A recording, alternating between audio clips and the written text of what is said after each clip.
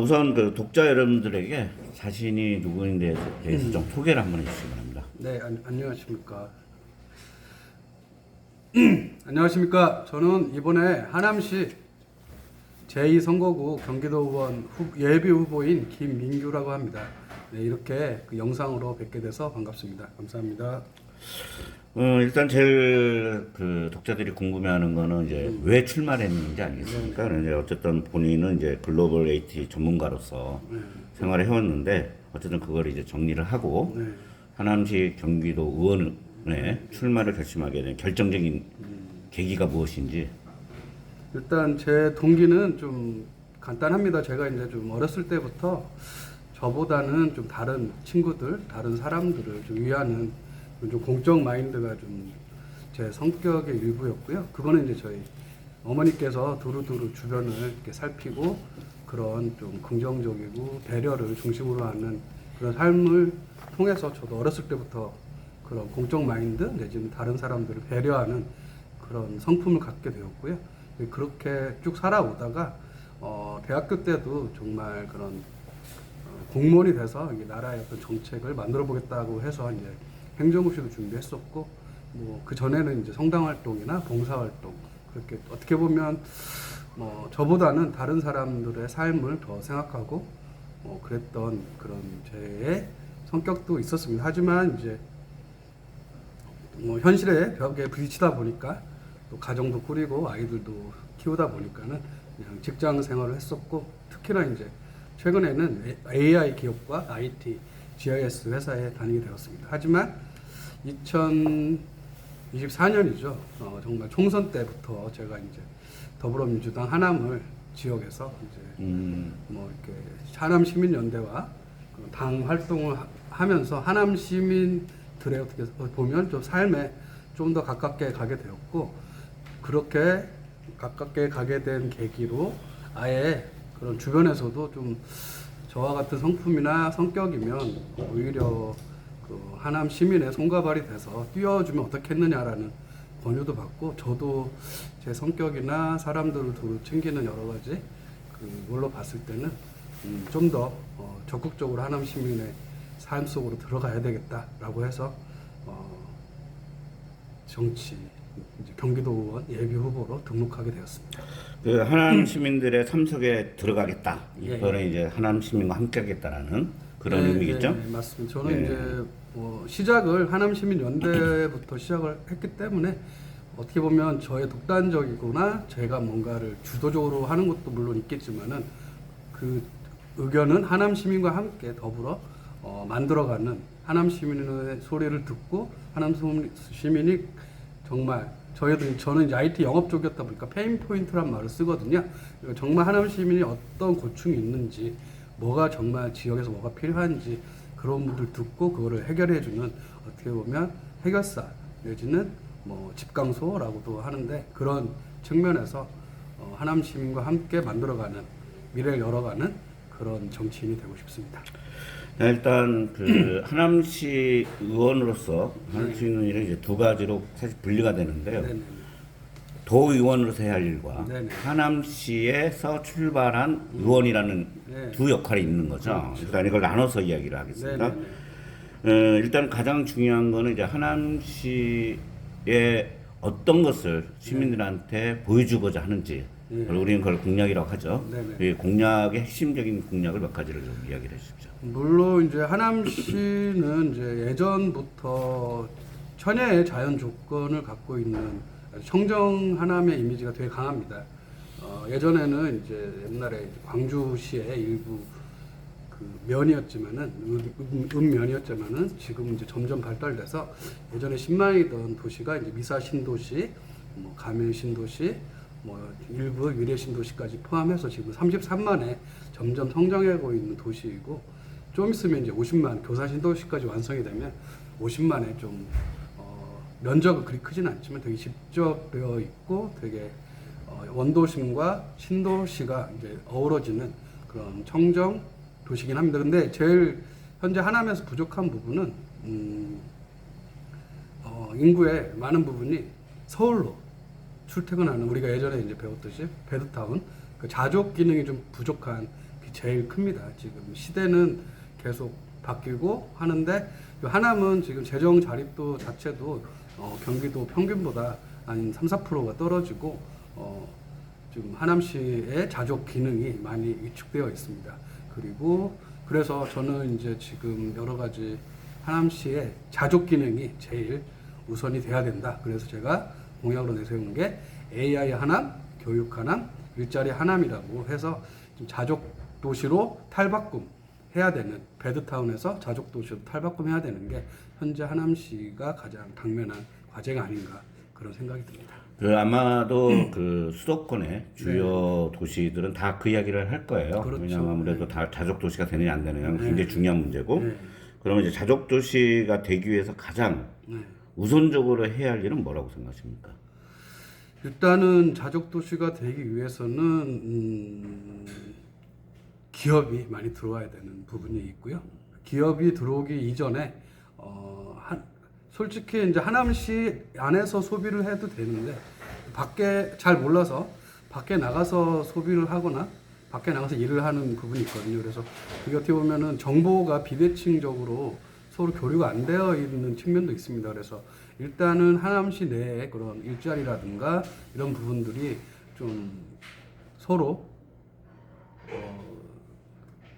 정보가 데이터화 시켜가지고 일자리 내지는 그런 어떤 상권이라든지 이런 부분들을 좀 데이터화 시켜서 그게 일단 우선적으로 중소상인들이나 자영업자분들이 그런 밖에 나가지 않고 안에서 소비가 될 수 있게 그런 지역 소비, 지역 경제 활성화, 그리고 정말 제가 전통시장 이런 데 가보면 상당히 정도 넘치고 되게 좋거든요. 근데 뭐 신도시 분들은 잘 몰라요. 그래서 그런 모르는 부분들부터 이제 해결을 하는, 어떻게 보면 인구가 자체 내에, 하남시 내에 어떤 소비나 그런 상권 활성화를 할 수 있게 하는 게 첫 번째 부분이고요. 두 번째는 기업을 유치하는 게 또 가장 큰 문제죠. 그러려면은, 기업이 들어오려면은 그 하남시 안에 인재들이 있어야 되기 때문에, 그래서 교육이 또 필요한 거고, 그래서 제가 내세웠던 AI, 교육, 일자리가 그 세 가지가 다 맞물리는, 그게 맞물려서 돌아갈 때 진정으로 그 자족 도시가 되지 않을까 그렇게 생각이 듭니다. 그 경제 공약 중에 지금 AI 기본사회라는 단어를 끄집어내셨는데요. 네네. AI 기본사회라는 건 이제 많이 이야기가 오고 갔었던 내용이긴 한데. 그렇죠. 이재명 정부가 그렇죠? 지금 하고 그러니까 있는. 이제 AI 기본사회는 이제 어떤 차이가 있는 건지, 아니면 예를 들면 현재의 이재명 정부가 이야기하는 기본사회를 어떻게 응용하는 건지 그걸 설명을 한번 해주시죠. 뭐 AI 기본 사회는 이제 뭐 그전에는 AI라는 단어가 빠진 상태에서 기본 소득, 기본 사회 이제 이렇게만 얘기가 됐었고, 그런 부분들이 이제 뭐 보편적 복지냐, 왜 시혜성이냐 이런 식으로 해서 많은 공격들을 몇 년 전에는 받았습니다.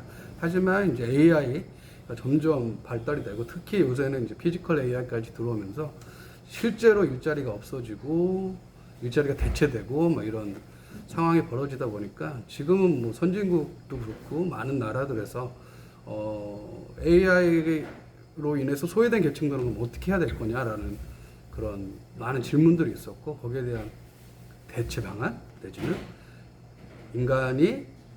인간한테 최소한의 어떤 물질적인 보장, 그리고 거기에 플러스 기본 생활이 될 수 있게 기본 소득, 기본 사회, 기본 주거 이런 부분들이 해결되지 않으면 정말 소외된 계층이라든가 많은 사람들이 더 지금도 이제 그런 소외된 계층이 많지만 특히 AI 시대에는 더 많은 격차가 벌어지는 그런 상황이 되기 때문에, 저는 그 진짜 AI 대전환 시대에 인간으로서 우리가 최소한의 생활을 보장할 수 있는 AI 기본 사회가 정말 중요하다고 생각합니다. 예, 현실적인 이제 간단하면서도 현실적인 이제 과제, 지역 과제가 보통 어느 지역이나 특히 수도권에서는 이제 교통 문제가 있죠. 그 교통 문제도 있고, 이제 학급들 과밀화, 인구가 급격히 늘다 보니까 학교 문제들도 있고, 이런 문제들은 좀 어떻게 해결할 방법이 있을까요? 지금 교통 문제 부분에서는 지금 뭐 하남시에서도 지금 이제 현재 확정된 부분은 이제 9호선이 그 미사 7단지 이쪽으로 지금 뚫릴 예정이고, 이렇게 해서 이제 구리 쪽으로 갈 예정이고, 또 교산 신도시 이제 하남시청 쪽으로 이제 3호선이 앞으로 뚫릴 예정입니다. 하지만 이제 거기에 대해서도 많은 이제 다른 뭐 시장 후보님, 예비 후보님이나 이런 분들도 논의하고 있지만 정확하게 입지나 이런 부분들이 아직 정확하게 픽스가 되지 않은 상태입니다. 일단 그런 지하철이 뚫려야 되고요. 두 번째는 이제 지금 GTX D 노선이 이제 황산 사거리를 통해서 이제 교산이나 이쪽으로 가게 되는데 그런 부분들이 아직도 확정이 안 됐습니다. 그래서 지금 많은 시민들이 황산 사거리에 GTX D가 경유할 수 있게 해달라라는 요청이 있습니다. 근데 제가 이제 맡고 있는 지역구가 그 황산 사거리 쪽이거든요. 그래서 저도 경기도에 이제 의원이 되면 GTX D 노선이 황산 사거리 쪽에 유치될 수 있도록 시민들과 함께 이렇게 노력해서 일단은 기본 철도망은 구축을 하고 그 외에 저희가 이제 교통망의 문제가 뭐냐면 물론 이제 서울로 하남이 왔다 갔다 하는 이제 버스들은 어느 정도 구축이 되어 있는데 하남시 내 예를 들면 원도심과 유일의 가밀 쪽과 또 미사 쪽 이렇게 세 축 나중에 이제 교산까지 포함이 되겠죠. 이 네 축을 포괄하는 하남 순환 버스 이런 것들은 현재 없어요. 그래서 가밀에서 미사까지 오려면 되게 막 거의 1시간 대중교통 오면 1시간 그러면 실제로 이제 서울시를 중심으로 그렇죠. 교통편이 지금 모든 우리나라의 그러겠죠. 교통망이 예. 다 서울 뭐 수도권 중심으로 돼 있듯이 하남도 마찬가지로 다 서울로만 연결되어 있고 하남 내에 이런 것들은 연결 안 됩니다. 아까 제가 이제 경제 활성화 측면에서 얘기했던 게 그런 측면에서도 문제가 있는 게 다 서울로 소비를 해버리기 때문에 정작 뭐 하남 스타필드 전통시장 뭐 다 이렇게 하남시 내에 그런 중소상인분들 다 있지만은 맛집도 있고 근데 다 서울로 가버리는 그런 상황에서 그런 대중교통을 하남 순환형으로 이렇게 좀 구축을 하게 되면은 하남 시내 지역 경제 활성화에서도 도움이 되지 않을까 그런 생각이 들고 지금 이제 중공영제 뭐 이런 것도 얘기가 되고 있지만은 그런 것들도 이제 경기도와 함께 그런 버스 노선이나 이런 것들을 확충을 해가지고 하남 시내에서 원활하게 활성화될 수 있게 그렇게 만드는 게 중요할 것 같습니다. 어쨌든 정책을 펴다 보면 가장 중요한 게 이제 국회의원과의 협치 문제. 네네. 그다음에 이제 하남시장이 누가 될지는 아직 모르겠으나 네네. 그 지자체 전체장과의 그 원활한 협의 관계 이런 게 중요해지잖아요. 지금 어떻습니까? 그 김용만 국회의원과의 관계에서 뭐 구체적으로 좀 어떤 그 공동의 공약을 만든다거나 이런 네. 이야기는 그 논의를 해보고 있나요? 일단은 김용만 의원님께서는 일단 지역위원장이시기도 하고 해서 지금 공정하게 선거를 관리하시겠다라는 입장을 표명하셔가지고 어떤 후보를 특정하게 공약을 뭐 한다거나 이런 거는 하지 않습니다.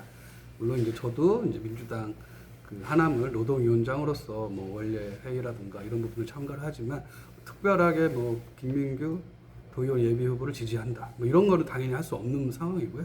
하지만 저는 이제 김용만 의원의 어떤 젊음과 역사를 아는 의식과 그리고 성실하게 일하시는 모습을 보고 되게 많이 배우고 있고요. 그리고 저 또한 정말 열심히 뼈를 깎는 각오로 저한테 이제 그 면담할 때 그렇게 얘기하셨어요.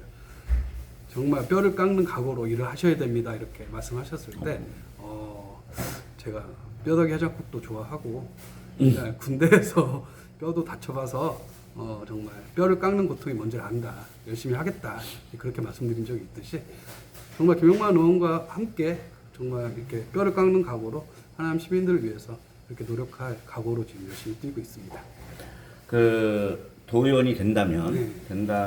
내가 다른 건 몰라도 이거 하나만은 반드시 네. 성과를 내겠다. 이런 게 뭐가 있을까요? 저희가 이제 그 전에 AI 회사에 다니다 보니까 특히 이제 영업을 많이 했고요. 그때 이제 AI 스타트업들이나 그런 스타트업 투자 회사라든가 되게 많이 만났어요. 그래서 제 명함에도 한 1000개 이상의 그런 AI 기업들, IT 기업들의 어떤 명함, 관련된 분들의 명함들이 현재로도 저장되어 있는데 제가 진짜 된다면 교산 AI 클러스터라고 이제 모든 분들이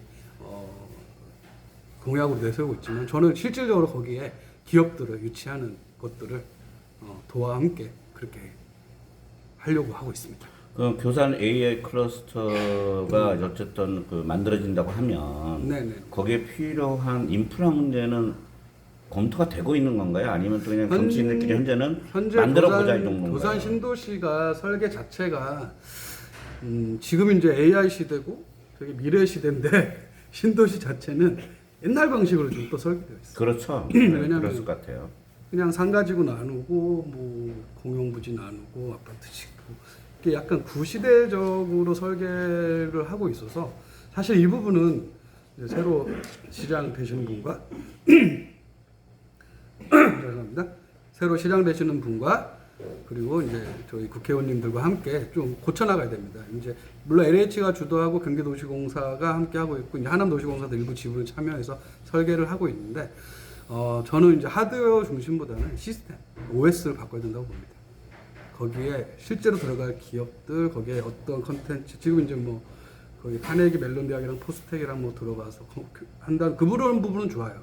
그런 부분은 좋은데 단순하게 막 상가를 분양하고 아파트를 짓고 이런 이게 구시대적인 방식으로는 그 안 되고 그래서 4월 3일 날 또 하남시민연대라는 데서 청정 탄소 중립 지능형 교산 신도시라는 컨셉으로 이제 시민들과 포럼이 있습니다. 그런 식으로 다양한 하남 시민들의 의견을 들어서 정말 미래시 도시를 설계를 해야 되지 과거의 방식으로 설계해서는 하남의 미래는 없다고 봅니다.